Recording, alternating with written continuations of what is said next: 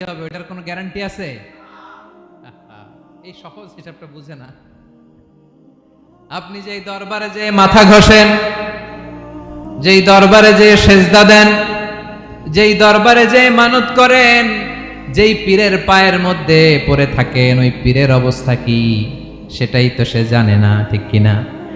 কেউ সুপারিশ করতে পারবে না। তবে হ্যাঁ, আল্লাহ যদি কাউকে দয়া করে অনুমতি দেয় তাহলে করতে পারবে, তাহলে পারবে। সেই কিয়ামতের দিনটা বড্ড ভয়ঙ্কর, কেউ সুপারিশ করার সাহস পাবে না। আরে আমার অবস্থা কি আমি জানি না, আমি আবার কারোর জন্য সুপারিশ করব? কথা বুঝেন নাই? আমার কি হবে আমি জানি, তা আমি আরেকজনের নিয়ে টেনশন করার সুযোগ কোথায়? ইয়া নাফসি ইয়া নাফসি, আল্লাহ আমারে বাঁচাও, আমারে বাঁচাও, আমারে বাঁচাও। কাঁদতে কাঁদতে মানুষ হয়রান হয়ে যাবে, এ নাকি আবার আরেকজনের বাঁচাবে। বিশ্বনবী বলেন, বিশ্বনবী একবার ছাগলের রান খাচ্ছিলেন, রান খেতে খেতে বিশ্বনবী বলেন, আনা সাইয়্যিদুন নাসি ইয়াউমাল কিয়ামাহ,